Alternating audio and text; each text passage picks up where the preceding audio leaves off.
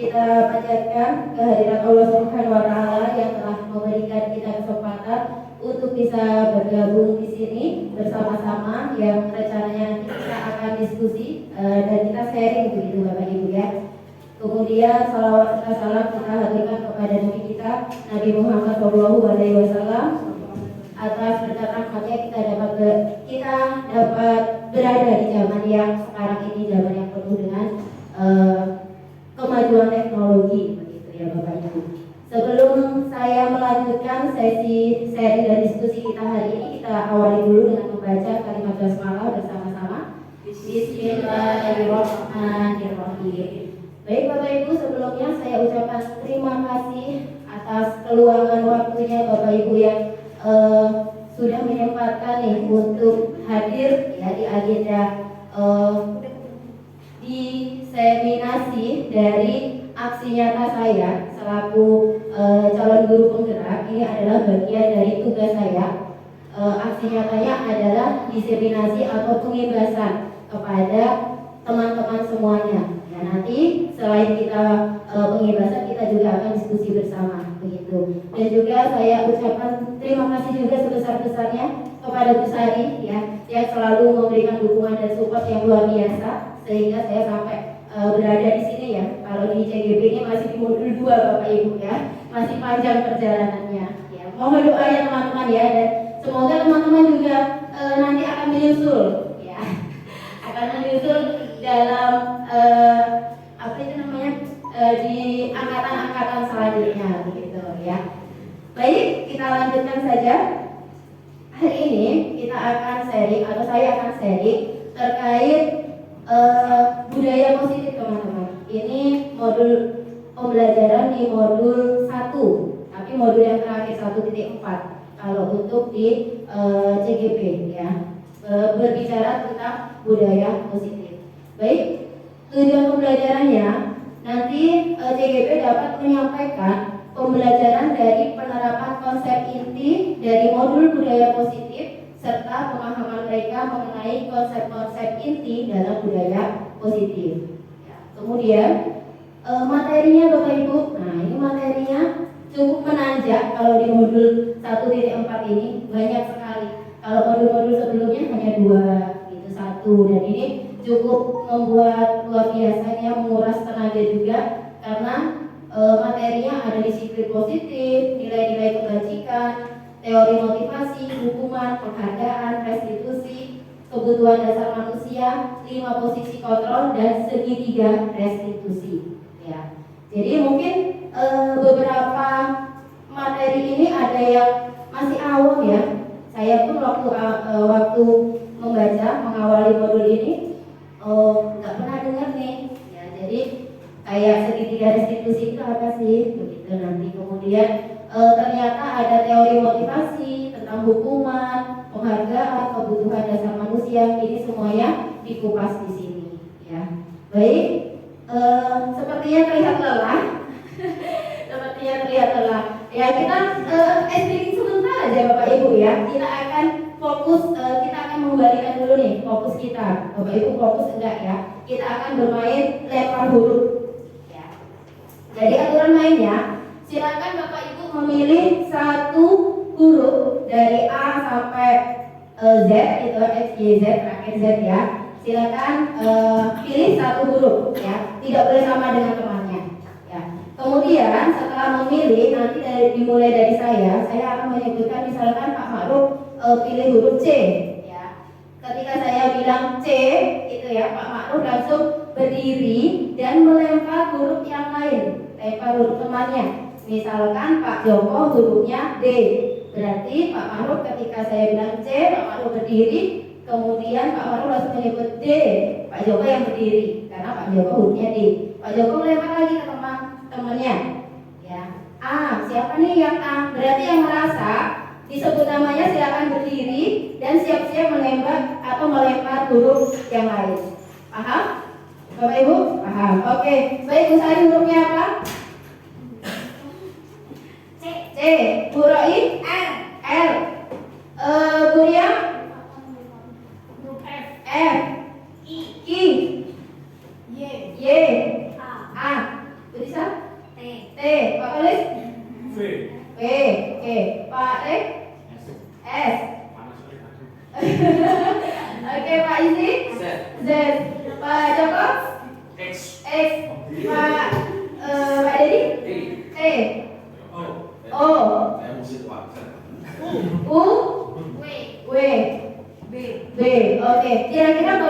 mengingat ya?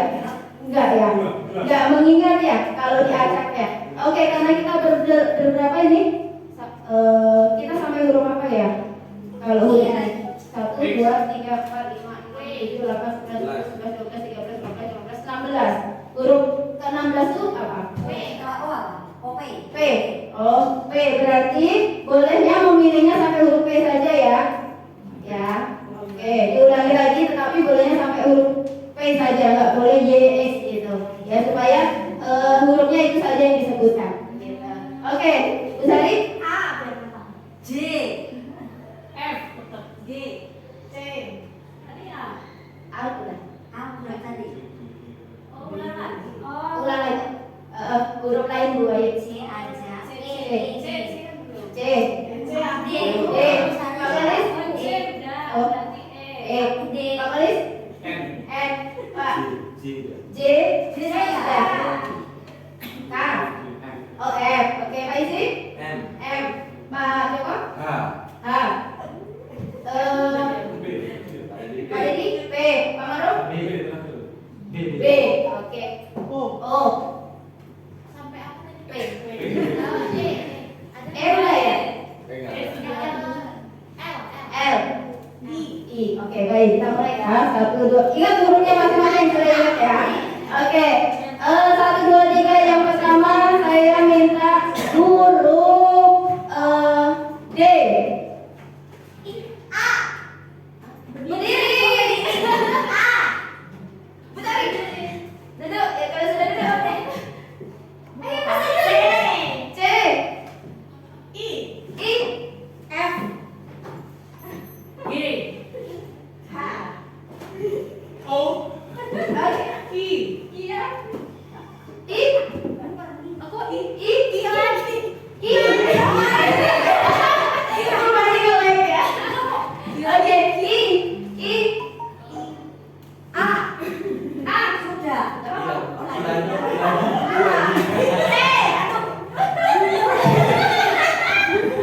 Aku tadi C. H. H. Apa dong? J. C. I. F. A. Oke. F-nya kedua ya. K. F-nya saya. Oh iya. Oh. Pak. Apa berarti? K. K sudah ada? K. Oh, kan udah ada. Oke, Pak Reka ya. Oke, beri lagi berdiri. Tadi N. N. C. C. I. I.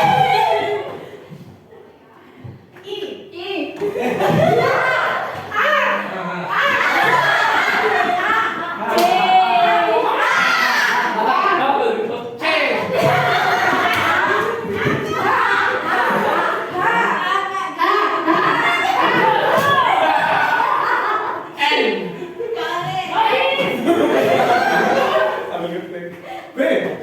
Kok malah C. M. E. A. M. G. G. M. D.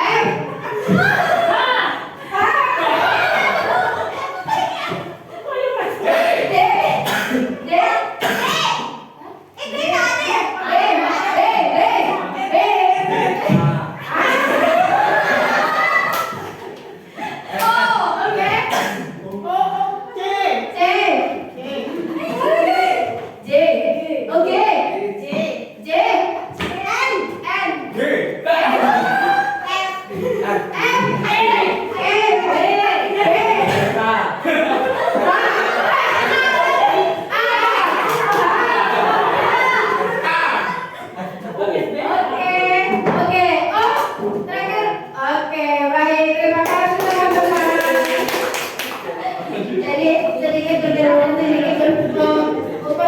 berpikir gitu ya. Baik, kita lanjut ya sekarang.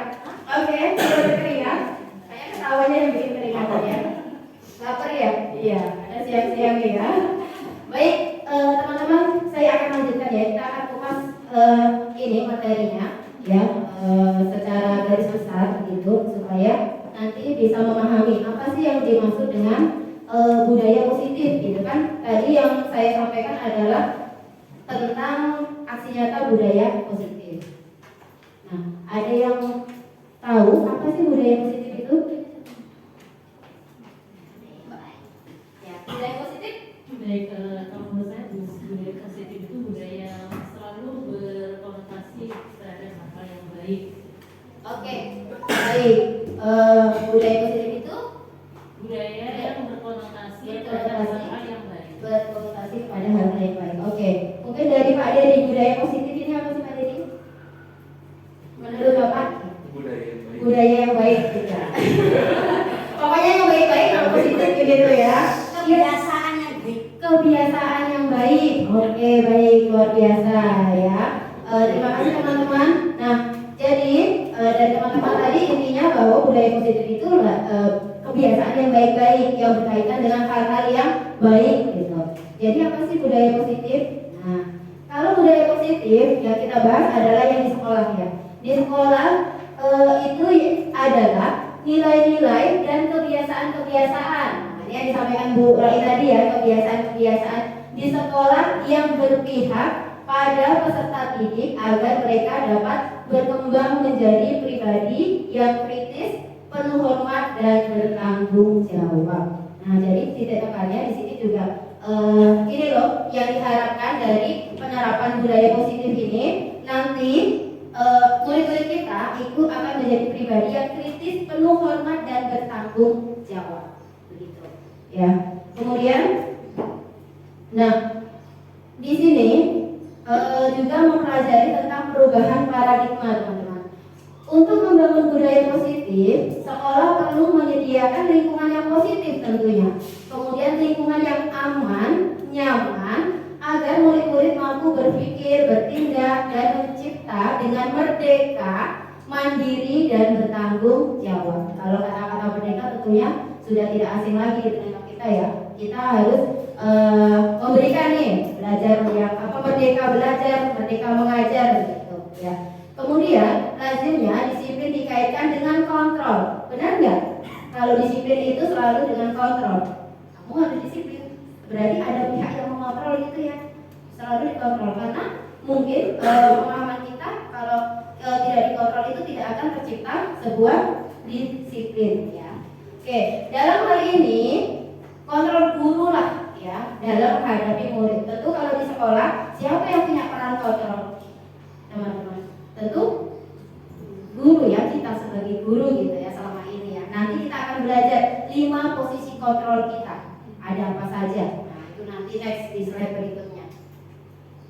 Nah coba sekarang berpasang-pasangan teman-teman, kita melakukan skenario ini. Anda dan teman Anda melakukan kegiatan cobalah buka. Pilih salah satu yang bertindak sebagai A dan satunya bertindak sebagai B. Ya, yang A membayangkan bahwa di tangan Bapak Ibu itu ada sesuatu yang berharga, berlian nih, gitu ya. Kemudian dan itu harus dijaga dengan sekuat tenaga karena penting untuk kehidupan Anda. Sedangkan tugas B apa? Tugas B di sini mencoba dengan segala cara membuka kepala teman yang A dengan cara menggoda, menghardik, mengintimidasi, memarahi, ya bahkan menawari dengan uang. Pokoknya dirayu-rayu gitu. Entah bagaimana Bapak Ibu membujuk ya teman A ini untuk membuka kepalanya tadi. Ya.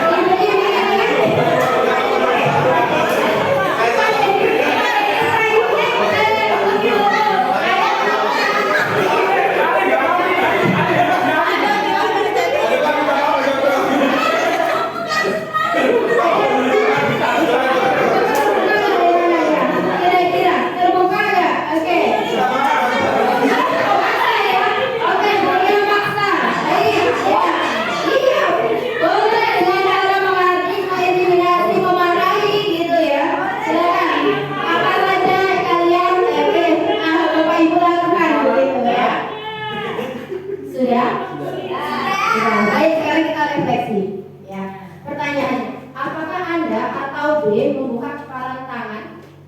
Iya. Ada yang mau menyampaikan pendapat? Ya. Apakah AB menutup? Apakah dibuka kepalan tangan A? Iya.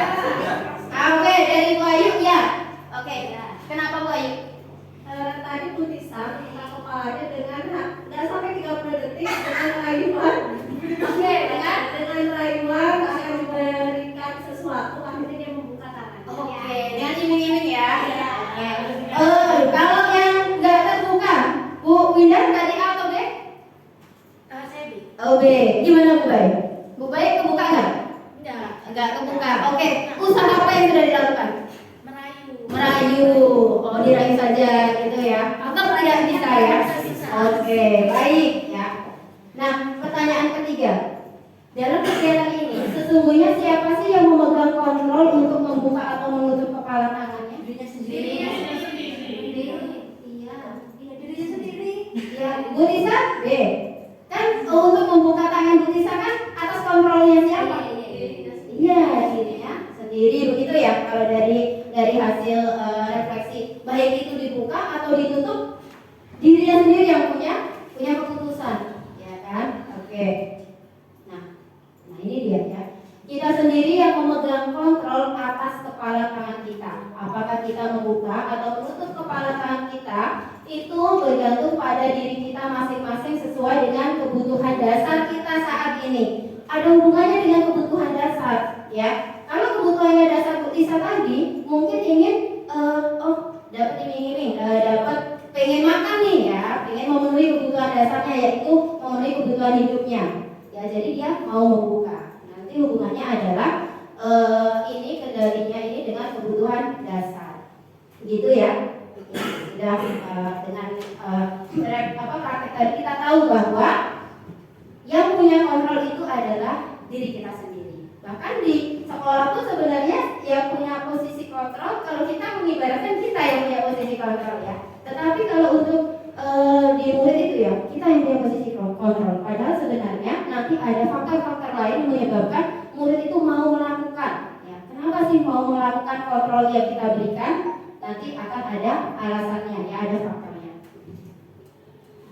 Nah, kalau di sini menurut Ki Hajar Dewantara, tujuan pendidikan adalah menuntun segala kodrat yang ada pada anak-anak agar mereka dapat mencapai keselamatan dan kebahagiaan yang setinggi-tingginya. Jadi kalau di sini tugas kita adalah mengantarkan bagaimana murid kita itu selamat.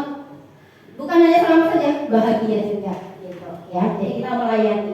Kemudian oleh sebab itu pendidik hanya dapat menuntun tumbuh dan hidupnya kekuatan kodrat pada anak-anak agar memperbaiki lakunya, bukan dasarnya.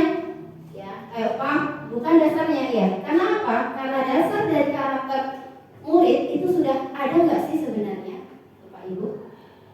Punya nggak? Sudah punya dasar nggak anak-anak itu sebelum kesini?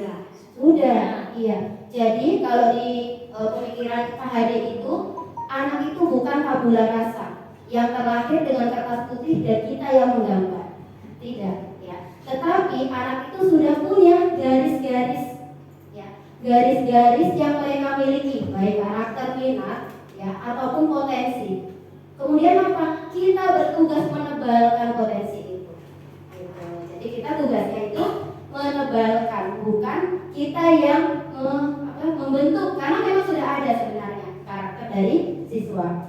Jadi kalau kayak diibaratkan juga seorang petani, kalau Ki Hajar Dewantara berbicara tentang petani itu hanya mampu menuntun tumbuhnya padi, ya kan? Tumbuhnya padi itu supaya nanti hasilnya akan panennya bagus. Itu ya dengan disiram, dengan dicabutin ini rumputnya, begitu ya. Kita diibaratkan tukang kebun kalau pendapat dari Ki Hajar Dewantara.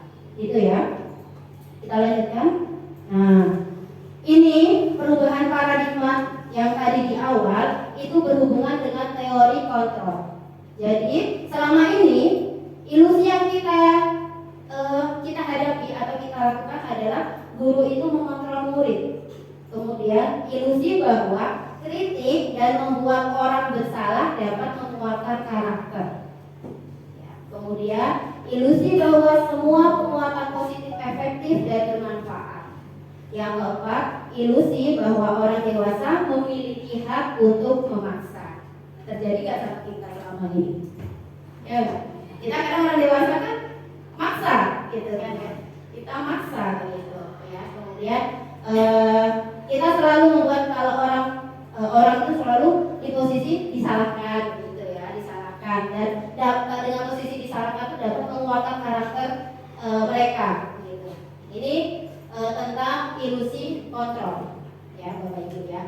Oke, jadi mungkin sebelum saya lanjut, ini saya sharing tentang teori ya Bapak Ibu ya. Nah, kita belajar dulu nih teorinya, gitu. Kemudian nanti kalau prakteknya kadang berbeda mungkin di lapangan, begitu ya.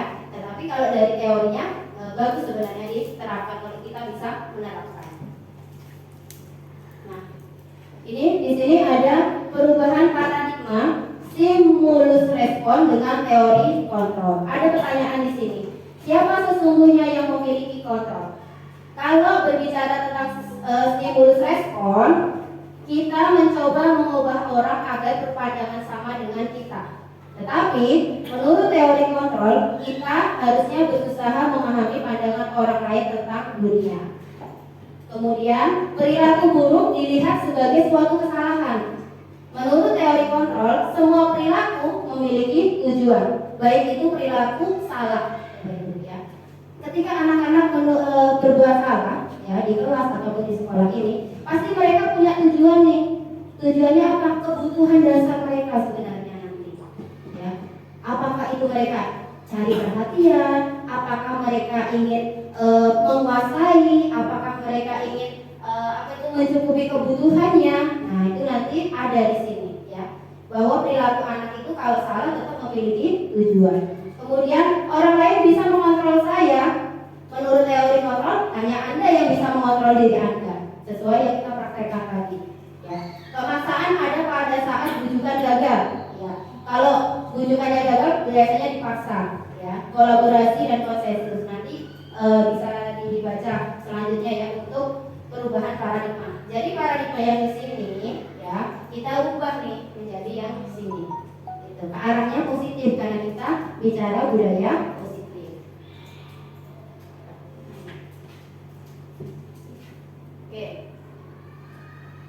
Baik, sekarang kita bicara nih tentang disiplin. Apa sih makna disiplin? Ya, disiplin itu mempunyai arti bahwa kalau dari bahasa Latin ini ya disiplina artinya belajar. Nah, namun dalam budaya kita makna kata disiplin telah berubah menjadi sesuatu yang dilakukan seseorang pada orang lain untuk mendapatkan kepatuhan. Kalau dia disiplin dia patuh. Kalau di kita kan begitu ya. Kalau dari bahasanya padahal adalah belajar gitu. Kemudian kecenderungan umum adalah menghubungkan kata disiplin dengan ketidaknyamanan, bukan dengan apa yang kita hargai atau pencapaian suatu tujuan yang mulia. Kalau suruh disiplin itu kadang kita kerasa nggak nyaman ya Bapak Ibu. Karena apa? Karena dipaksa, ya, dipaksa dengan aturan-aturan. Kemudian, secara keseluruhan disiplin adalah kemampuan memerintah diri sendiri dalam mengontrol dan menguasai diri untuk memilih tindakan yang mengacu pada nilai-nilai yang kita hargai dengan penuh tanggung jawab tanpa terperintah orang lain. Jadi disiplin di sini adalah tadi memerintah diri sendiri dengan tanggung jawab tanpa terperintah orang lain. Ada rasa tanggung jawabnya muncul dari diri sendiri, faktor internalnya, intrinsik namanya ya. Nah, dari tadi maksud dari nilai-nilai yang kita hargai, dari nilai kebajikan itu sebenarnya bermuara pada apa ini? Profil pelajar Pancasila. Ya, ada berapa Bu ya profil pelajar Pancasila? Oh iya ada. Nah, oke masih ingat ya Bu ya tentu ya. 6 dimensi ini ya. 6 dimensi ini adalah nilai-nilai kebajikan yang akan dicapai sebenarnya tujuannya nilainya. Nah, ini teori motivasi perilaku manusia. Yang tadi saya bilang sempat saya singgung adalah motivasi intrinsik ya, internal. Jadi dalam berperilaku aku manusia itu ada tiga motivasi ya. Yang pertama untuk menghindari ketidaknyamanan atau hukuman ya. Itu termasuk. Kemudian yang kedua untuk mendapatkan imbalan dari orang lain. Yang ketiga untuk menghargai diri sendiri. Kalau berkaca pada murid-murid kita yang sering terjadi faktor yang mana Bapak Ibu? Yang mana? Yang mana yang banyak terjadi? Menghindari ketidaknyamanan atau hukuman ketika mereka mau melakukan apa yang kita perintahkan begitu, apa yang kita mau. Kira-kira faktornya apa sih? Iya, menghindari sama enggak ketidaknyamanan gitu ya, kadang ya. Oh iya, biar nggak kejar-kejar terus, biar nggak diingetin gitu, pasti ini ya. Jadi kalau nomor 1 dan 2 itu adalah faktor eksternal ataupun mendapatkan imbalan juga ya. Oh aku pengen apa itu namanya apa itu belajar deh rajin supaya ulangannya 100, nanti Bu Yuli janjiin dibeliin tempoci gitu ya. Ini mengharap imbalan. Jadi kesadaran untuk belajarnya ini bukan ini loh, untuk menghargai diri sendiri itu bukan. Ya, ini ada Bapak Ibu. Saya kalau faktor internal ini mungkin beberapa murid kita ada ya, tetapi memang nggak sebanyak yang ini. Kalau yang saya lihat ya, mungkin berbeda dari pandangan Bapak Ibu. Ya, pasti ketidaknyamanan itu merupakan faktor juga. Mereka mau melakukan hal yang kita inginkan. Ini teori motivasi. Nah, nih menurut Dr. William Glaser, ada apa itu namanya menurut choice teori ya, choice teori, ada 5 kebutuhan dasar murid. Nah, yang pertama adalah bertahan hidup, yang kedua cinta dan kasih sayang, yang ketiga kebutuhan akan penguasaan, yang keempat kebebasan, dan yang kelima kesenangan. Ini adalah 5 kebutuhan dasar murid kita ketika mereka melakukan sesuatu tindakan. Ya enggak? Mungkin apa itu namanya? Ada kasus ya kan, berantem gitu gara-gara ejekan nilainya si A ini lebih besar, si B yang diejek, berantem. Ketika kalau kita bisa nanti dengan segitiga restitusi, kita menentukan kebutuhan dasar siswa bahwa murid A ini apa sih yang dibutuhkan? Dia pengen ini loh. Pengen dia itu punya kekuasaan lebih sama temannya, dia nilai itu lebih baik gitu ya daripada kamu. Akhirnya terjadi pertengkaran. Ataupun ini kebebasan, ketika pembelajaran di kelas anak-anak maunya kita nerangin, kita menjelaskan gitu ya. Kemudian Rafa gitu ya kayak Mario gitu kan sudah banyak tingkahnya ya, sudah banyak apa itu namanya, mereka melakukan sesuatu hal yang mungkin membuat kita kok begini sih gitu ya, ada guru di depan kok gak menghargai sih gitu ya. Ternyata apa, ketika kita tahu kebutuhan yang mereka perlukan ya, mungkin mereka pengen bebas gitu, pengen kebebasan atau kesenangan main-main godain temennya. Nah itu tindakan-tindakan mereka itu yang kita anggap sebagai suatu kadang pelanggaran atau kesalahan mempunyai ini ya, ada dasarnya. Oke. Nah, di sini ada skenario Bapak Ibu. Ibu Ani sedang bingung menghadapi ulas salah satu muridnya Agus. Ya, beberapa anak telah datang dan memerlukan Agus, sering meminta bekal makan siang. Jika Anda menghadapi situasi seperti ini, apa yang Anda akan lakukan? Dan kira-kira apa sih alasan Agus melakukan ini? Dia minta bekal temannya, gitu ya. Dari 5 kebutuhan dasar tadi, kira-kira apa sih? Anda akan melakukan apa itu ditanya di sini? Ada yang mau berpendapat?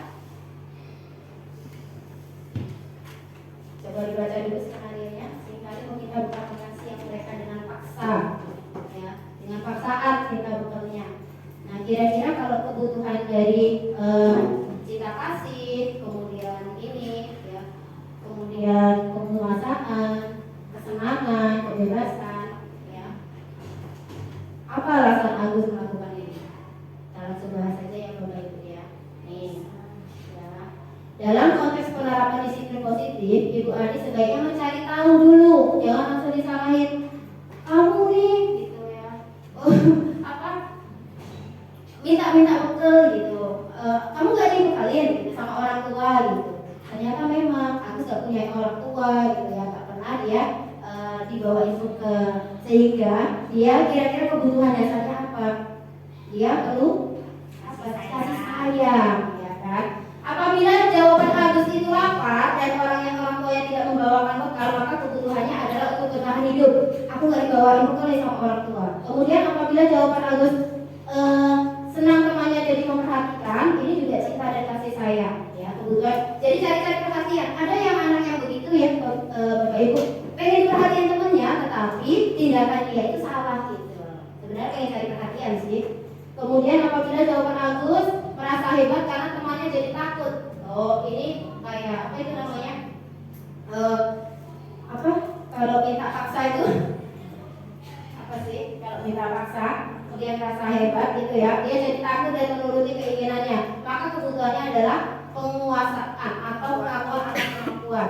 Apabila jawaban Agus merasa bosan dengan bekal yang dibawakan ibu, maka kebutuhannya adalah kebebasan, kebutuhan akan pilihan. Apabila jawaban Agus karena iseng saja, kalau iseng berarti kebutuhannya dia adalah kesenangan. Jadi sebaiknya ketika itu ditanyain dulu, cari tahu alasannya. Nah, ini sekarang Bapak Ibu, 5 posisi kontrol kita sebagai guru. Yang pertama, kita memposisikan sebagai penghukum. Ya. Yang kedua, kita memposisikan sebagai pemantau. Yang ketiga, membuat orang merasa bersalah. Yang keempat, memposisikan sebagai teman. Dan yang kelima adalah posisi manajer. Apakah sudah pernah melakukan 5 posisi ini? Sudah. Sudah ya Bu Putri ya. Yang sering yang mana Bu Putri ini Bu Putri? Penghukum, ya.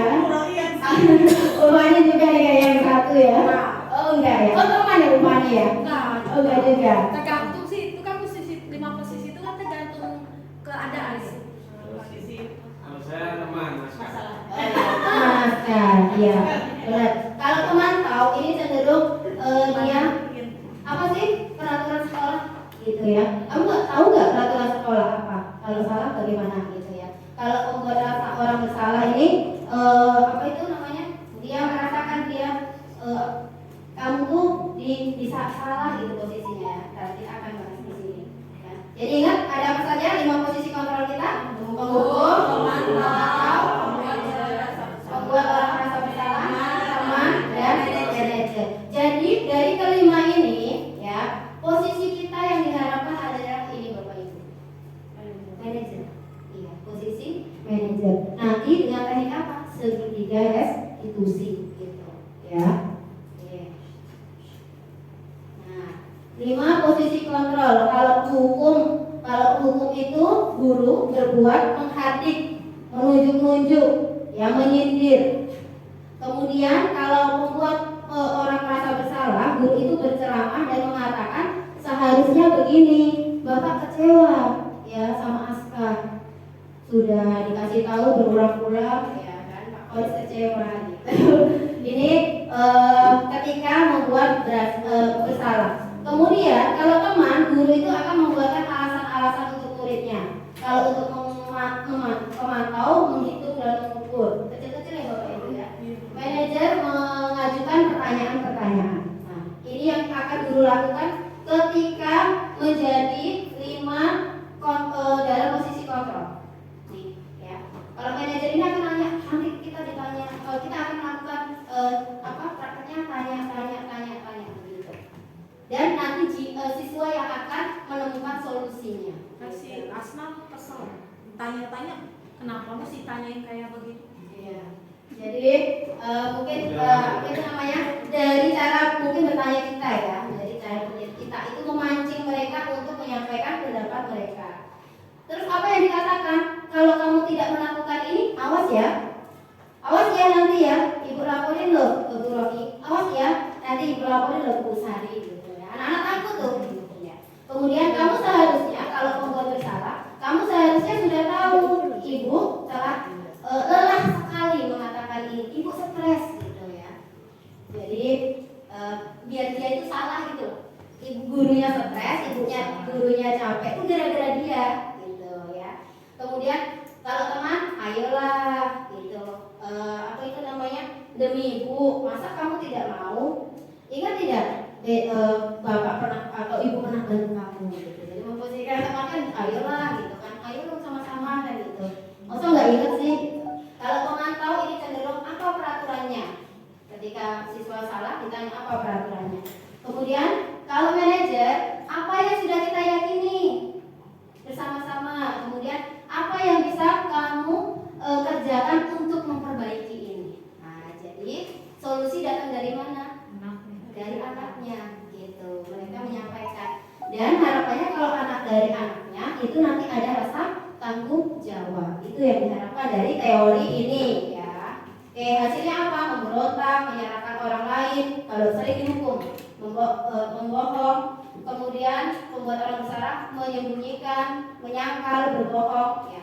Nanti ini bisa dibaca lagi ya Bapak juga, saya next. Oh, ini pernyataan-pernyataannya. Saya kecewa sekali dengan kamu. Saya kecewa sekali dengan kamu. Berarti posisi kontrol kita membuat orang merasa bersalah. Kamu tidak benar. Kamu tidak pernah benar melakukannya. Posisi kita sebagai penghukum. Ayolah lakukan demi Bapak. Maka posisi kita sebagai teman. Nih, apakah kamu mau mendapatkan stiker bintang hari ini? Ternyata posisi kita sebagai pemantau. Ya. Kalau ada pertanyaan, kalau sebagai manajer apa yang dikatakan? Bagaimana kamu bisa menyelesaikan masalah ini? Kalau penghukum, kamu selalu yang paling terakhir. Jadi kalau penghukum itu cenderung dengan menghargai ya, kata-katanya keras. Nah, di sini ada sebuah apa ini namanya ya? Diagram lingkaran gitu ya namanya ya Bu Ida ya. Diawali dari peraturan kelas.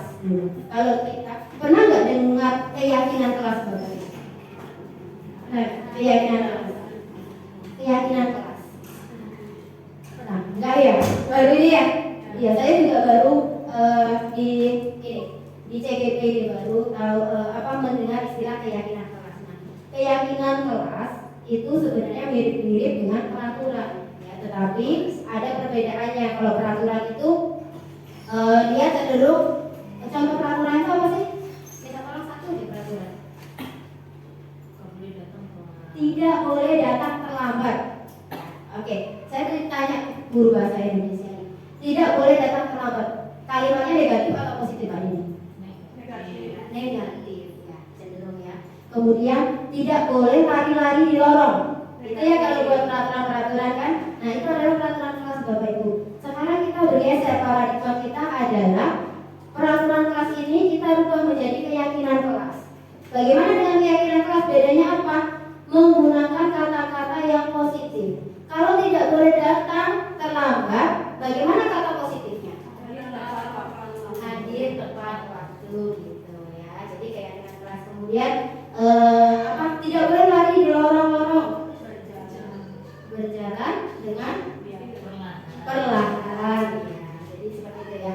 Nah, dengan terbentuk keyakinan kelas maka akan menimbulkan lingkungan positif serta budaya positif. Ini alurnya ya. Dari peraturan kelas dulu, keyakinan kelas, lingkungan positif dan budaya positif ya. Nah, ini tadi keyakinan kelas.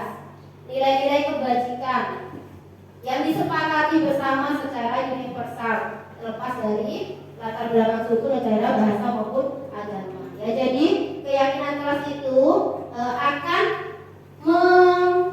membuat motivasi dari seseorang itu motivasinya intrinsik atau dari dalam diri anak-anak sendiri. Ya, kalau kita membuat keyakinan kelas, kalau peraturan kelas itu kan biasanya dari satu pihak ya, dari sekolah, dan mereka, oh ini peraturan kelas, kalian harus jalankan gitu. Kalau keyakinan kelas berbeda. Kita buatnya sama-sama sama anak-anak. Apa yang mau disepakati gitu, supaya kelas ini nyaman, supaya budaya positif ini berjalan.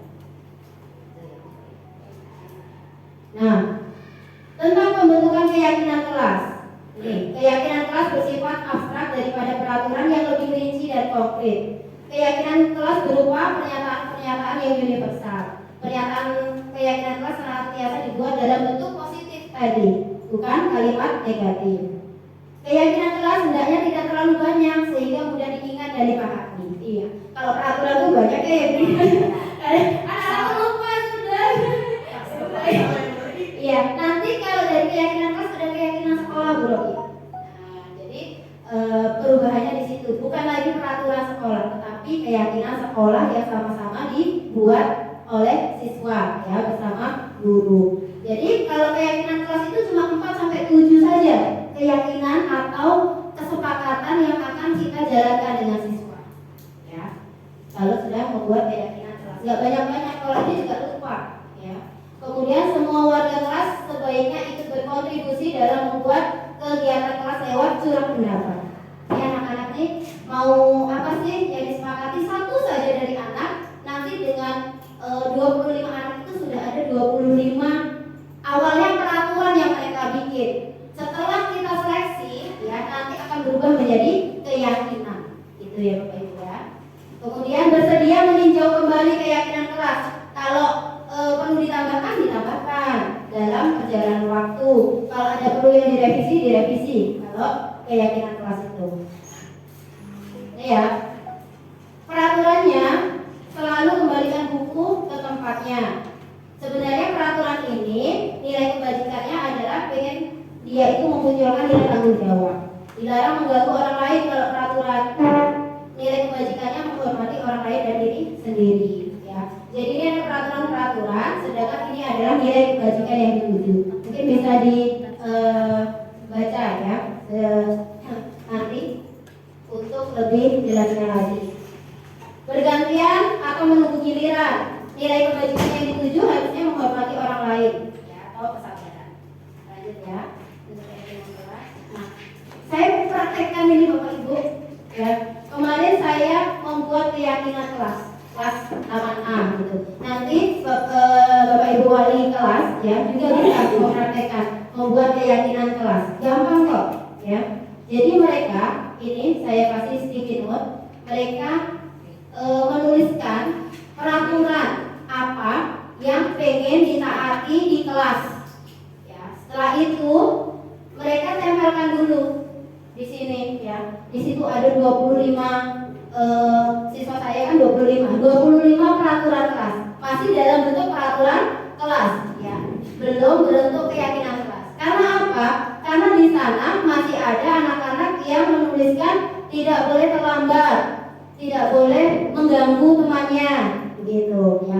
Jadi dari sana nanti kita seleksi, ya seleksi dari 25 itu kata-kata yang negatif kita ubah menjadi kata yang positif. Kemudian kata-kata yang sama atau peraturan yang sama kita seleksi dipakai. Oh sama-sama nih si A sama si B sama-sama menghormati orang lain, berarti satu saja yang ditempelkan di sini, begitu sehingga akan terseleksi ya, tidak banyak-banyak peraturannya, hanya ini didapatkan 1, 2, 3, 4, 5, 6, 7 saja kemarin itu 7 kesepakatan keyakinan kelas ya. Ini kalimatnya sudah tidak ada kalimat jangan dan kalimat tidak ya, jadi sudah positif, menghargai orang lain yang berbicara, kemudian menutup pintu itu ininya keyakinan kelas yang kita buat. Terus hadir tepat waktu di kelas. Nah, di sini. Setelah sepakat, kita bacakan kembali. Ya, kita sama-sama lihat keyakinan kelas ini 1 ini, 2 ini, 3 ini. Kita bacakan supaya anak-anak mengingat. Setuju ya, sepakat ya? Kita tanya, ya sepakat Bu. Oke, sekarang kita tanda tangani keyakinan kelas itu. Gitu. Jadi ini ada tanda tangan di sini. Ya, anak-anak menandatangani keyakinan kelas ya, dan mereka sepakat untuk menjalani ini. Ketika kita sudah mempunyai keyakinan kelas, kira-kira anak-anak ada yang enggak ya nanti melanggar itu? Ada pastinya, iya. Nah, bagaimana kita mengatasinya atau kita menghadapi itu? Nanti dengan segitiga restitusi namanya. Ya, akan ada tahap menanyakan keyakinan kelas. Ya, ini proses tanda tangan mereka yang menempel dan ini hasilnya. Gitu ya, mungkin bisa dipraktekkan nih keyakinan kelas yang untuk di kelasnya masing-masing dulu, gitu ya. Setelah itu kalau misalkan ada yang masih bingung bisa ditanyakan ke ini efeknya nanti bisa kita bersama-sama secara besar membuat keyakinan sekolah, bukan lagi peraturan sekolah. Itu menurut teorinya, ya. Oke. Nah, ini yang tadi sering saya sebutkan, segitiga restitusi. Jadi segitiga restitusi itu adalah proses menciptakan kondisi bagi murid untuk memperbaiki kesalahan.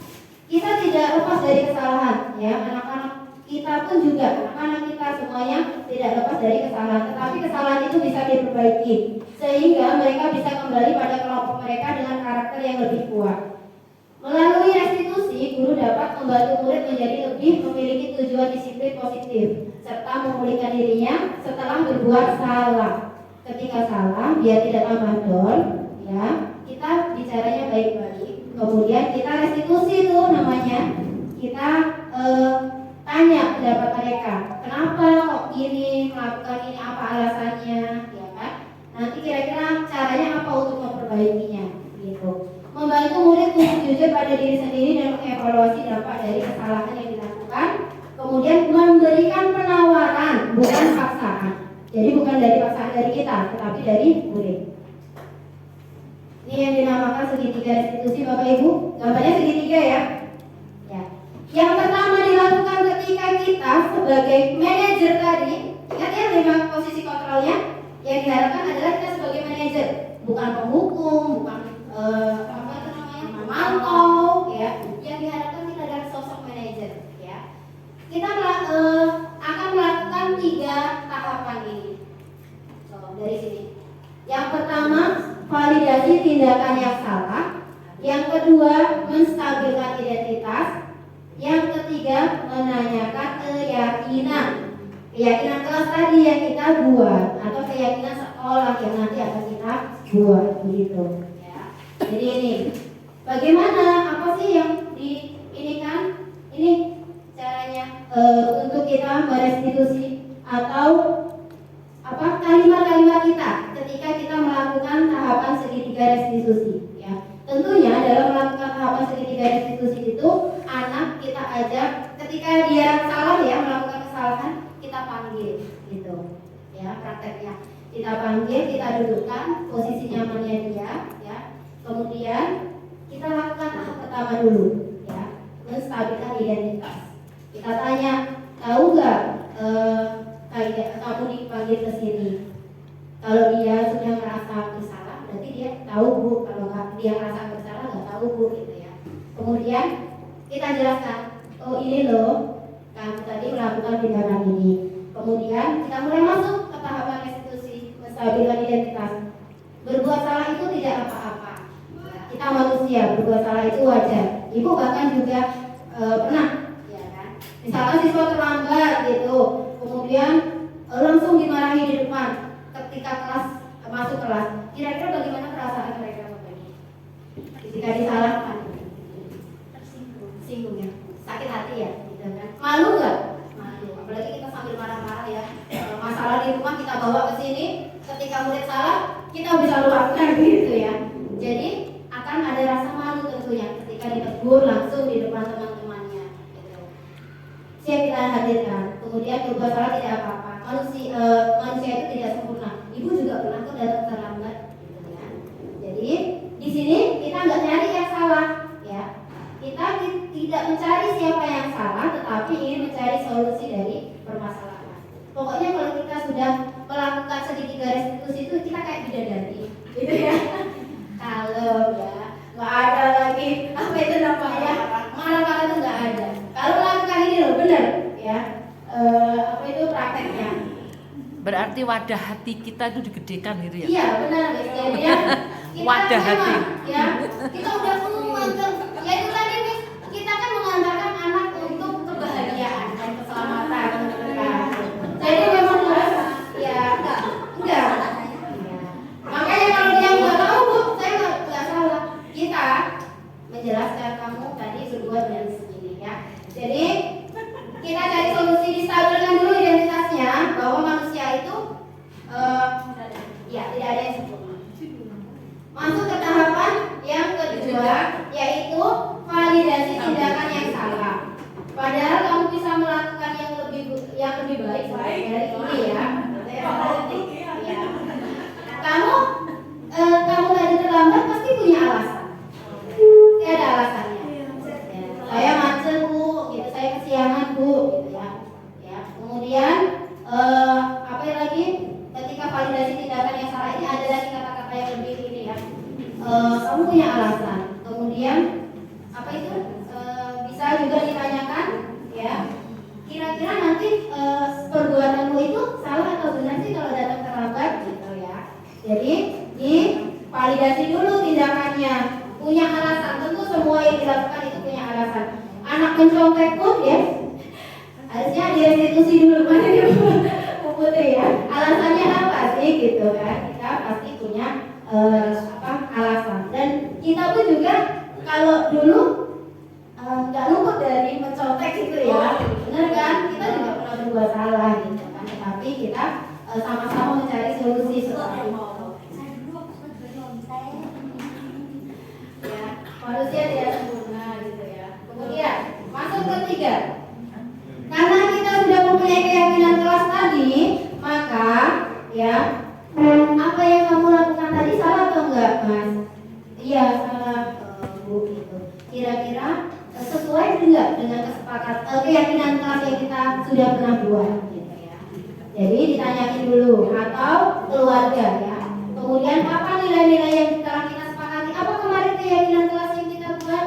Enggak boleh nyontek bu, mengerjakan hasil diri tanggung jawab, kemudian datang tepat waktu, kemudian menghargai teman gitu ya. Disebutkan dia ingat keyakinan kelasnya karena hanya sedikit ya, 7 tadi maksimal lah ya, jangan banyak-banyak.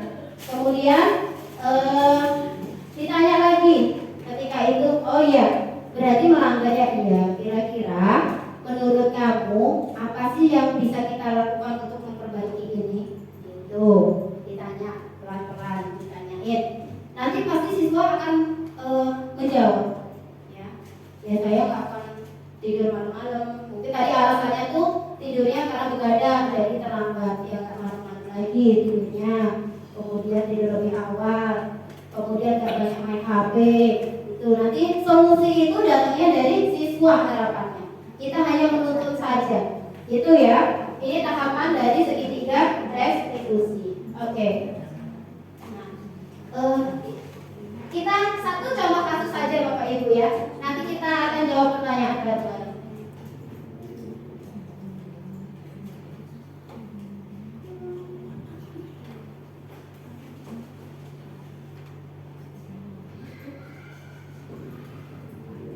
Contoh kasusnya, ini dalam tugasnya ada 3 kasus, tetapi saya cuma ambil ini saja.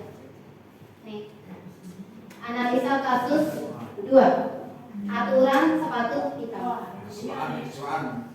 Ya. Nah, bisa dibaca mungkin. Sabrina hari itu bangun terlambat, ya, dan terburu-buru sampai di sekolah. Dia pun akhirnya sampai di gerbang sekolah, tapi baru menyadari dia pakainya sepatu warna coklat, ya. Dan kalau di peraturan sekolah yang harus dipakai sepatu warna hitam, ya. Kemudian Sabrina berusaha menjelaskan, ketemu nih sama Pak Lukman, ya, ketemu sama bulog ini, ya misalnya. Kemudian Pak Lukman menanyakan, apa peraturan sekolah tentang seragam warna sepatu? Sabrina menjawab sudah tahu sepatunya harus warna hitam, namun terburu-buru dan salah mengenakan sepatu. Selain itu tidak mungkin kembali pulang karena rumahnya jauh. Pak Lukman bersih keras ya, karena dia adalah memegang peraturan. Dia berpatokan pada peraturan. Mengatakan, ya sudah kamu sudah melanggar peraturan sekolah, kamu salah, sudah terlambat, salah pula warna sepatunya. Ya, segera buka sepatumu kalau tidak bisa mengenakan warna sepatu sesuai dengan peraturan. Gitu. Galak ya Pak Lukman ya. Kalau di Rocky nggak sampai begitu. Ini Pak Lukman sama rasanya. Kemudian Sabrina meminta maaf dan memohon kembali kepada Pak Lukman agar tetap mengenakan sepatunya dan berjanji tidak akan mengulang kesalahannya. Namun Pak Lukman nggak mau tahu. Tidak, kamu telah melanggar peraturan sekolah. Kalau tidak sanggup ambil sepatu, ya sudah, nggak usah sepatuan seharian di sekolah, gitu ya. Sekarang copot sepatumu dan silakan belajar tanpa sepatu seharian. Sabrina pun dengan berat hati mencopot sepatunya dan memberikannya kepada Pak Lukman. Seharian dia tidak berani berkeliling sekolah karena malu dan lebih banyak berdiam diri di kelas tanpa alas sepatu. Oke, langsung dieksekusi nih sama Pak Lukman berarti ya? Iya. Oke, sekarang kita analisa. Ada pertanyaan. Nah, dalam kasus tadi, kira-kira posisi apa yang diambil oleh Pak Lukman? Penghukum. Dari mana penghukumnya? Ingat 5 ya. Penghukum, pemantau, teman, manajer yang terakhir, pembuat rasa bersalah. Penghukum. Oke, ada lagi? Pembuat rasa bersalah dari indikator apa indikatornya? Pemantau, ya benar ya, pemantau. Ya, jadi nah, yang pertama adalah pemantau. Indikatornya apa?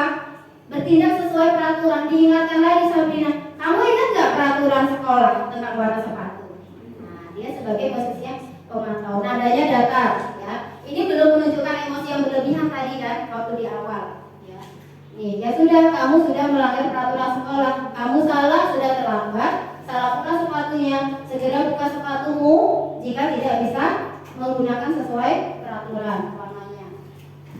Yang kedua, selain pemantau juga penghukum. Nih, menggunakan hukuman verbal dan tindakan. Apa hukumannya? Lepas sepatu. Suruh copot sepatunya seharian ya. Nada tinggi dan menghati.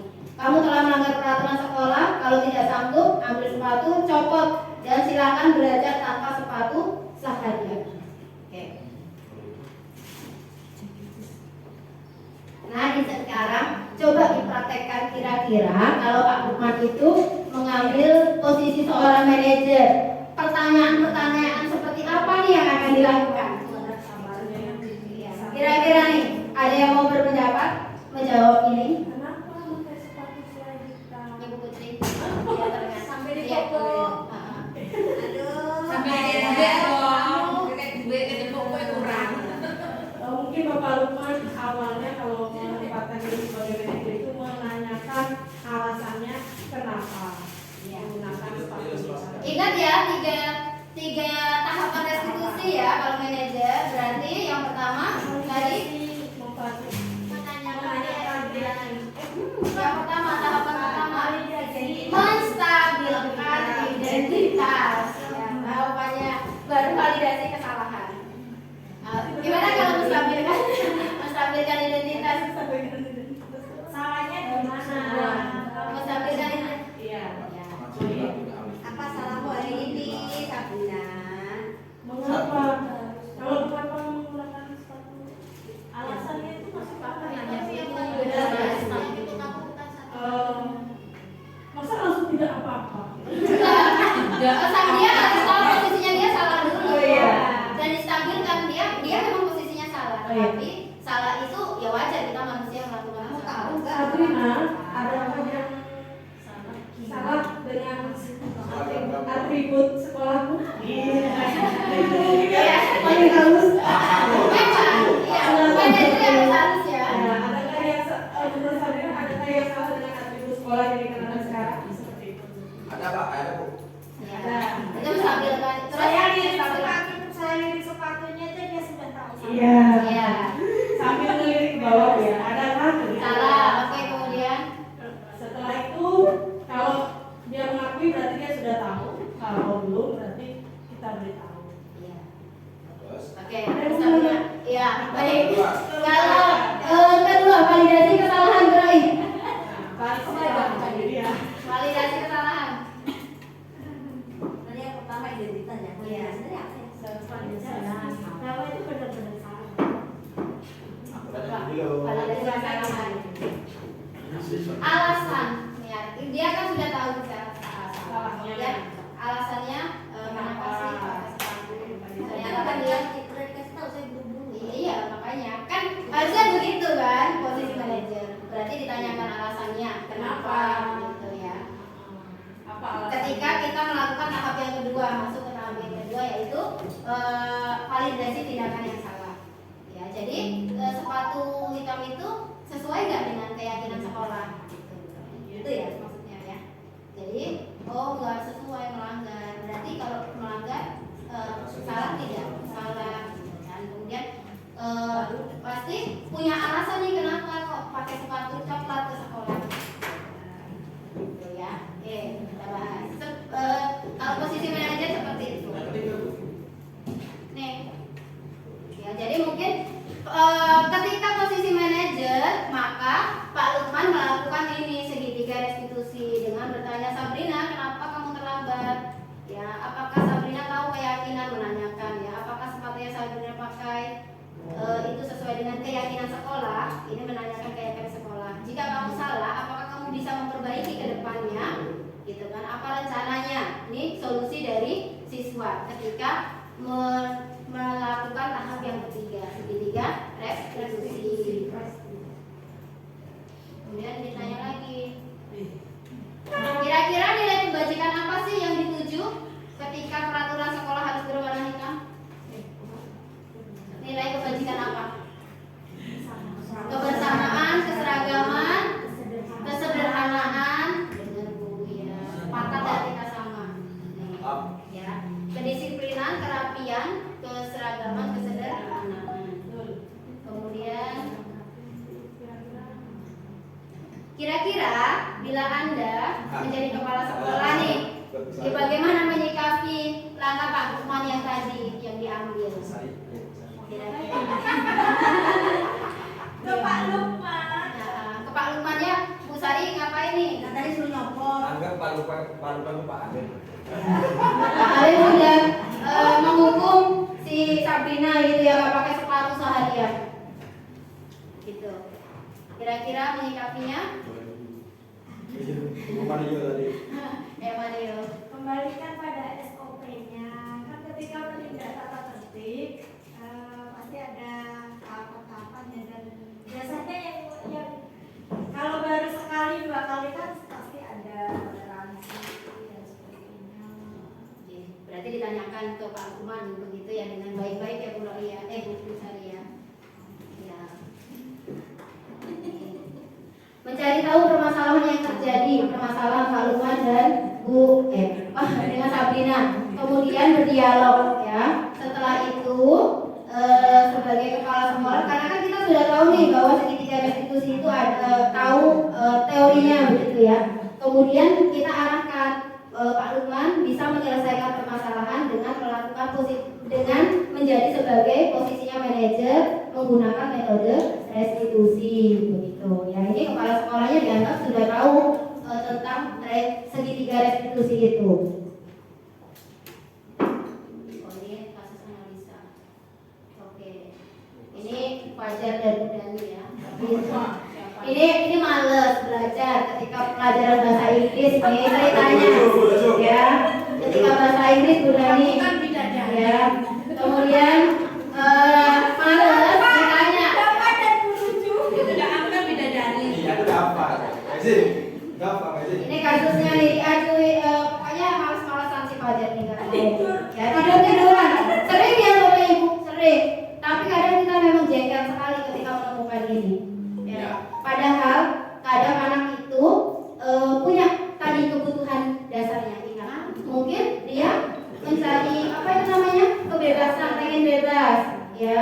Kemudian pengen dia main-main, dia pengen seneng, ataupun dia perlu perhatian, ya. Jadi kadang perlakuan anak-anak ini berdasarkan tadi 5 kebutuhan dasar murid, ya. Pelajar tidak tahu Bu, pokoknya Fajar tidur gitu ya, nggak mau belajar. Dimas boleh. Ya, ini sudah. Nih, ya.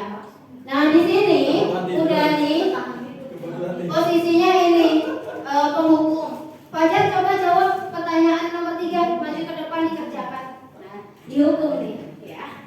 Dihukum karena dia tidur. Ketika tidur dikasih pertanyaan malahan gitu ya. Pasti nggak bisa. Ya, pasti nggak bisa jawab ya. Ternyata bisa. Kemudian terus kadang kita ini juga ya, sering kita lakukan membuat orang merasa bersalah. Gimana kamu Fajar? Kamu tidak kasihan sama ibu-ibu tuh capek ya. Kita sama-sama capek. Gak kasihan sama ibu. Gak kasihan balik lagi ya. Gak kasihan sama ibu gitu. Tadi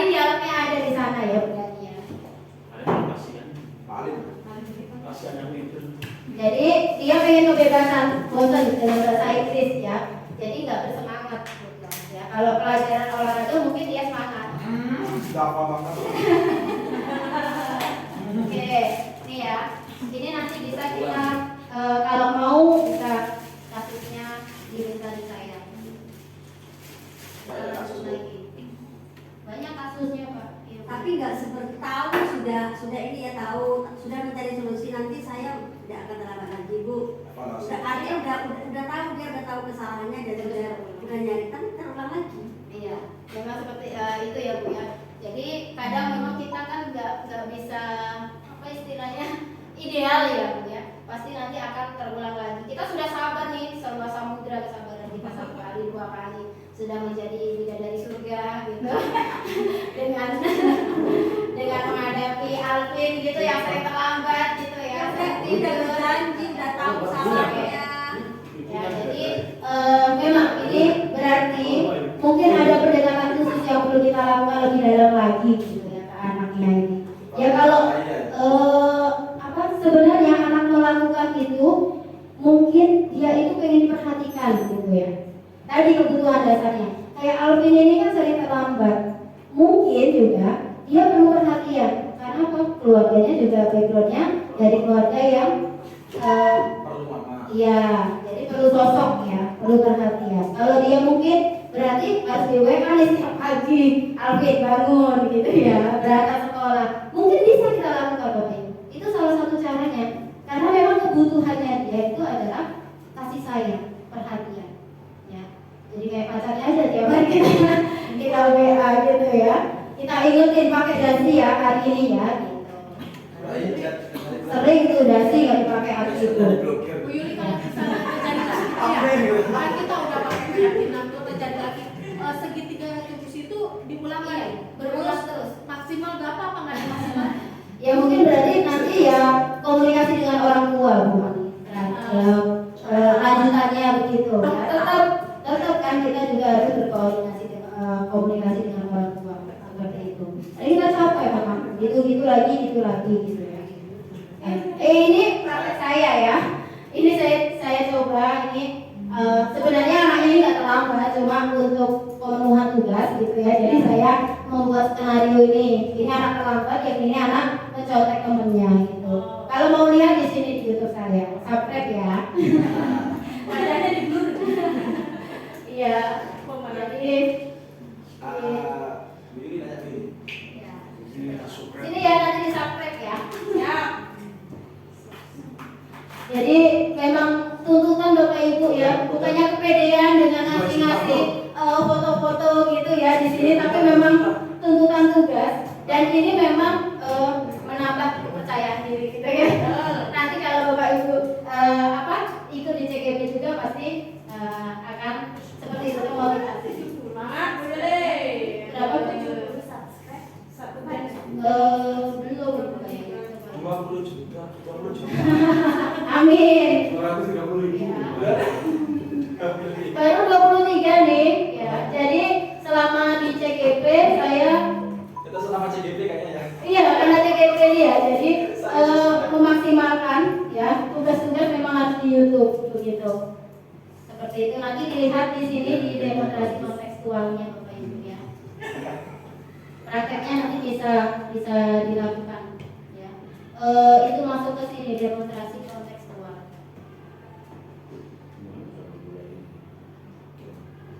Cari Yulia Stuti Pak. Iya. Cari Yulia Stuti 2 kali. Halo Pak, ayo Pak, subscribe langsung Pak. Ya nanti walaupun ini bisa dilihat-lihat karena saya juga materi itu di sini pasti ada materi dan ada tugas bisa.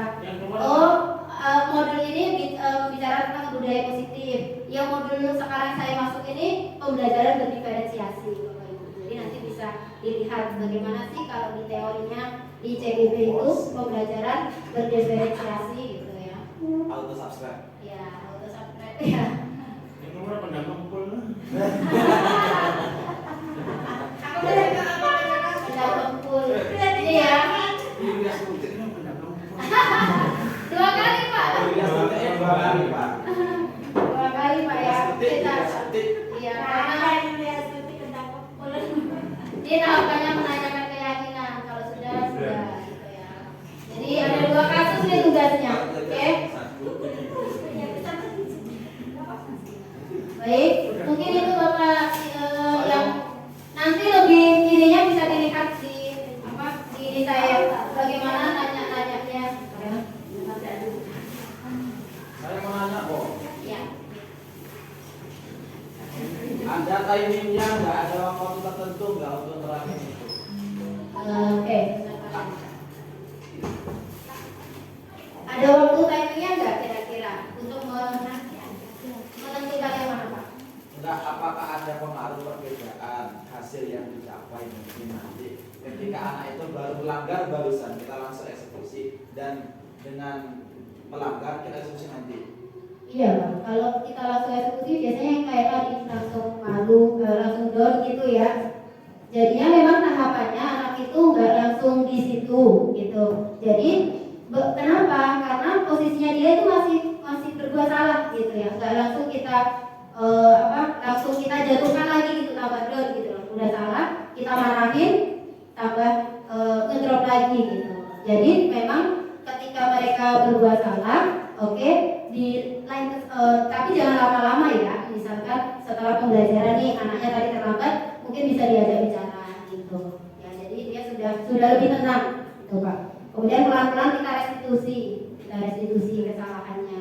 Kalau langsung apalagi ditegur di depan teman-temannya, malu. Kita aja kalau bekerja kemudian kita salah, ditegur di depan teman-teman, gimana perasaan kita? Ya, gak enak juga kan ya? Iya, jadi ada tahap untuk 4 mata untuk ini apa itu namanya ngomongnya gitu ya, supaya anak itu mentalnya jatuh gitu ya. Tadi balik lagi kita semuanya juga pernah salah gitu kan, memang bu guru gak pernah salah yang paling ya. Jadi ada waktu, memang nggak langsung di situ gitu loh. Itu yang dimaksud.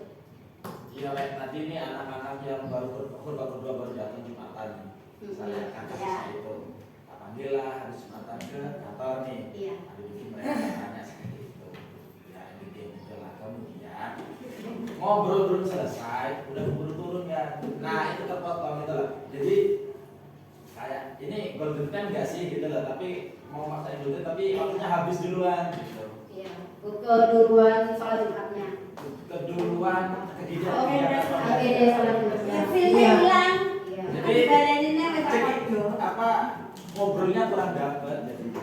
Ya mungkin karena kita merasa seperti itu ya, tapi ternyata timingnya kita anggap saat itu juga gitu, kadang malah juga kurang tepat gitu ya. Kalau di teorinya apa yang saya dapat, memang anak itu kita panggil dia ya secara 4 mata atau mungkin kalau memang berdua ya bisa sendiri-sendiri, kemudian nanti berdua, kemudian ditanyakan gitu. Jadi nggak di saat itu sih.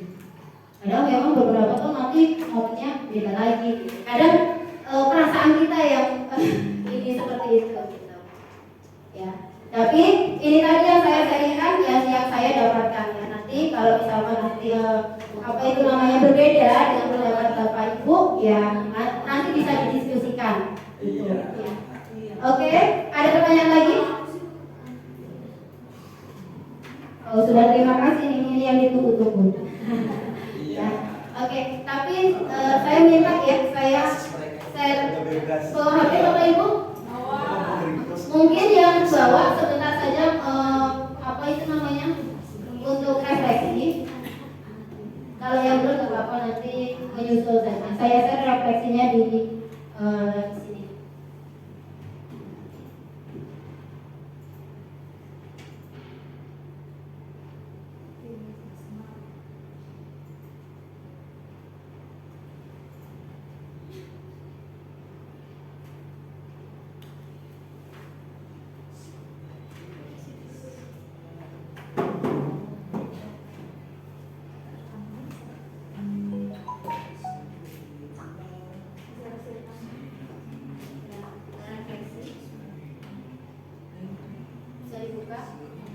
Jadi refleksi yang kita gunakan 4P Bapak Ibu ya. Saya juga dapat dari CGP ini. 4P setelah kegiatan, biasanya yang pertama kita tanyakan adalah peristiwanya apa yang kita alami hari ini, ya kita ngapain. Kemudian yang kedua, perasaannya bagaimana kita. Kemudian yang ketiga, pembelajaran apa yang kita dapat hari ini. Yang keempat, penerapan untuk kedepannya. Ya. Jadi itu bisa diterapkan juga nanti Bapak Ibu kalau melakukan refleksi di kelas. Ya. Jadi di kelas nanti bisa diterapkan. Oh, nomor 1. Nomor berapa? Harusnya itu dulu peristiwa. Kenapa belum untuk? Benar. Karena ini yang diperiksa nomor 1.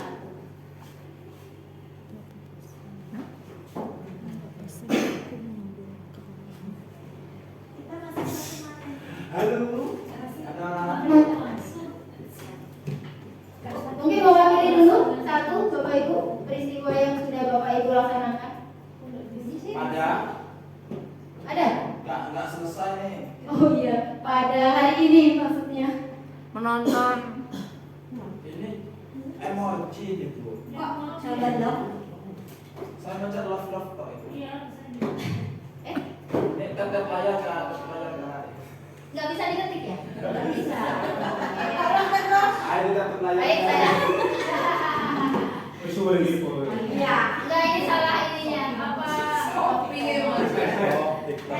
TikTok sudah tidak ada.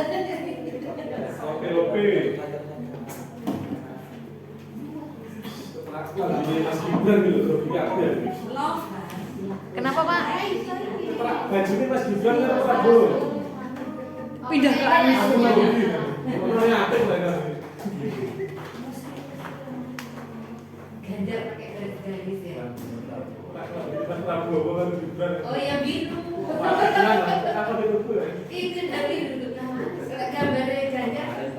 Oke. Atau nanti saya share ulang ya, ini karena apa? Open ended harusnya. Pertanyaan terbuka. Ada perasaannya bisa di Oh ya. ya. Ya, nanti minta tolong respon baliknya ya, refleksinya ya Bapak Ibu ya. Baik, mungkin itu saja. Jika tidak ada pertanyaan untuk sharing kita tentang budaya positif ya. Jadi sama-sama kita belajar Bapak Ibu ya. Mungkin kalau memang pandangannya oh aku nggak bisa seperti itu gitu ya. Kadang ada yang close minded gitu ya. Kalau open minded kan yang terbuka gitu ya. Mungkin dengan yang saya sampaikan bisa menjadi ya. Jadi kalau misalkan ini yang saya dapatkan, kalau misalkan nanti bisa diterapkan ya Bapak Ibu, mulai coba dulu sih gitu ya. Jangan kalau nerapin masalah dengan sertifikat restitusi nggak cepet nih nanti pelaksanaannya bisa. Dicoba dulu ya. Nanti setelah kita mencoba sama-sama apa sih hasilnya, apa sih efeknya gitu ya.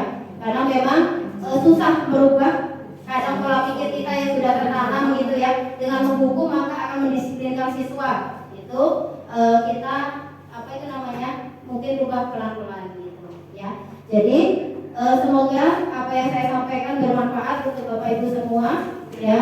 Kita bisa berbagi, sharing dan berkolaborasi intinya ya. Begitu sekian dari saya. Terima kasih. Wassalamualaikum warahmatullahi wabarakatuh.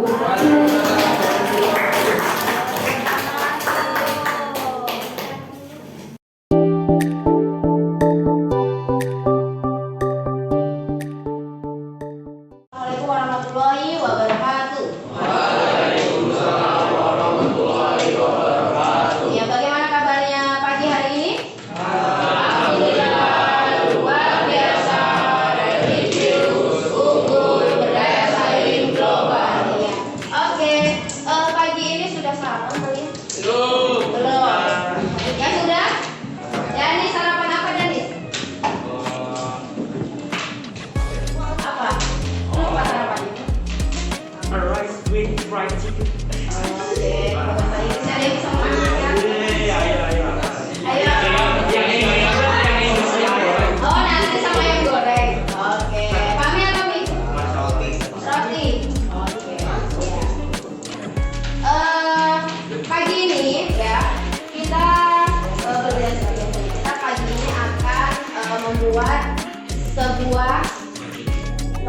keyakinan kelas. Ya, kalian baca di depan keyakinan kelas. Mungkin kalian tadi bertanya keyakinan kelas itu apa sih gitu ya? Keyakinan kelas itu mirip-mirip atau apa itu namanya tidak jauh berbeda dengan peraturan-peraturan kelas ataupun peraturan-peraturan sekolah. Ya, jadi kalau peraturan sekolah, peraturan kelas kalian tahu nggak? Tahu nggak contohnya? Contohnya apa? Apa Daryl? Contoh peraturan kelas atau peraturan sekolah? Dilarang membuang sampah. Dilarang membuang sampah. Itu peraturannya. Ada lagi? Ada lagi? Dilarang merusak fasilitas sekolah. Kalau peraturan kelas? Yang mengatur hubungan kalian dengan teman, mengatur hubungan kalian dengan guru, ataupun mengatur tingkah laku kita selama di kelas ataupun di sekolah. Apa kira-kira peraturannya? Apa? Tidak membuli, ya.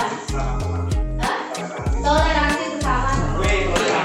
Benar ya. Jadi keyakinan kelas itu mirip-mirip seperti peraturan kelas ataupun peraturan sekolah. Loh, apa yang membedakan, Bu? Yang membedakan adalah keyakinan kelas ini menjadi suatu keyakinan yang diyakini oleh warga kelas, ya. Karena nanti akan ada dua, keyakinan kelas dan keyakinan sekolah, ya. Nah, keyakinan kelas berarti nanti akan diyakini, berbeda dengan peraturan, diyakini oleh semua warga kelas kita, ya. Kemudian dipertanggungjawabkan, semuanya mempertanggungjawabkan apa yang menjadi keyakinan kelas. Jadi ada rasa tanggung jawab. Kita punya rasa tanggung jawab karena apa? Karena nanti kalian sendiri yang akan membuat keyakinan kelas itu. Ya, kalau peraturan sekolah yang buat siapa? Sekolah ya.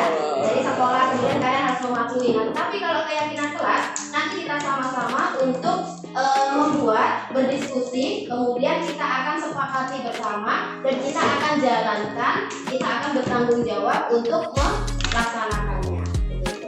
Paham ya? Nah, yang membedakan lagi tadi yang disampaikan dari peraturan sekolah dilarang untuk apa tadi? Buang sampah gitu ya Daryl ya. Dilarang untuk buang sampah. Kalau di dalam keyakinan kelas, kata-kata dilarang itu menjadi kata yang negatif. Terus bagaimana Bu kalau membuat keyakinan kelas? Keyakinan kelas itu dibuat dengan kalimat positif. Ketika ada kalimat dilarang membuang sampah sembarangan, kalimat positifnya bagaimana?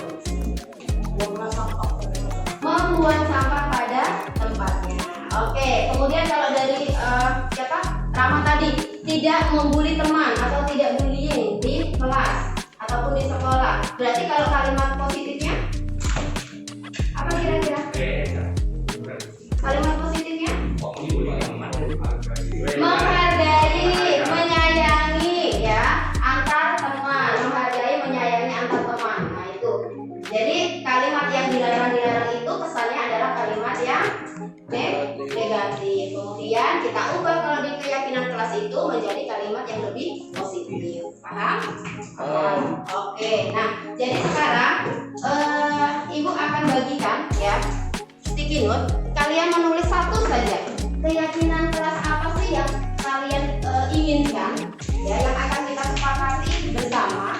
Ya, dan kita akan jalankan bersama. Itu ya. Satu saja. Ingat kata-katanya dengan kata-kata yang positif. Nanti kalau sama nanti kita akan seleksi.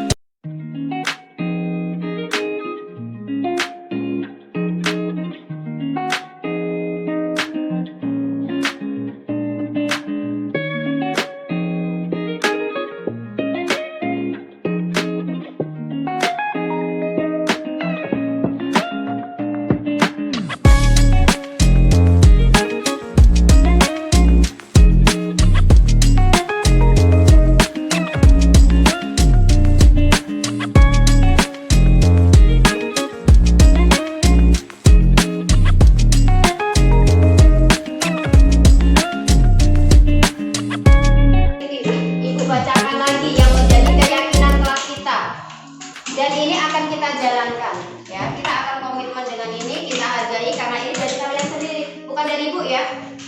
Bukan kan? Bukan dari kalian kan ya? Berarti kalian punya tanggung jawab untuk menjalankannya. Yang pertama, menghargai siapapun yang sedang berbicara di depan, baik itu guru maupun teman. Yang kedua, menjaga kebersihan ya dan ketertiban kelas. Kemudian berangkat ke sekolah tepat waktu ya. Berangkat ke sekolah tepat waktu. Kemudian mengganti barang teman yang hilang ketika dipinjam, tidak hanya pulpen ya, berarti juga barang yang hilang diganti ketika dipinjam. Kemudian apa itu namanya, melaporkan ke guru jika ada teman yang membuat hal-hal yang merugikan. Berarti ini berkomunikasi ya, tidak tertutup, jadi kita ada keterbukaan ya, supaya tidak nanti efeknya tidak apa itu namanya, tidak berkelanjutan lebih parah lagi begitu ya. Oke, baik.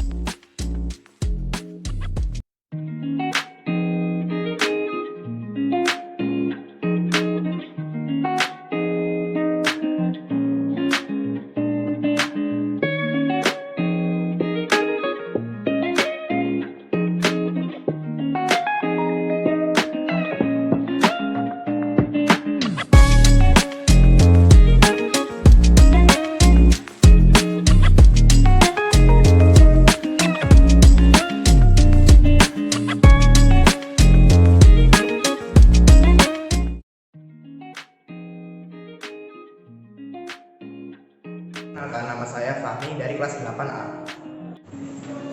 Saya Rehan dari kelas 8A. Nama saya Fahmi dari kelas 8A.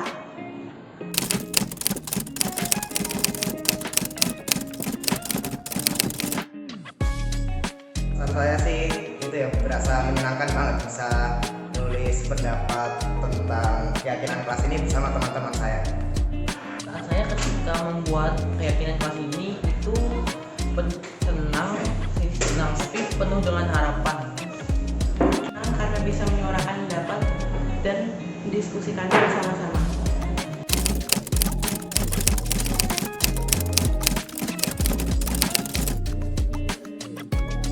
Kalau ditanya apakah membuat keyakinan kelas ini penting, menurut saya sih sangat penting sekali ya. Karena membuat keyakinan kelas ini bisa membuat siswa menjadi lebih disiplin dan menumbuhkan perilaku positif. Dan juga keyakinan kelas ini bisa membuat kondisi kelas menjadi nyaman dan lebih produktif. Ya sih, membuat keyakinan kelas itu menurut saya penting sih, karena dengan membuat keyakinan kelas, lingkungan belajar kita akan menjadi lebih baik.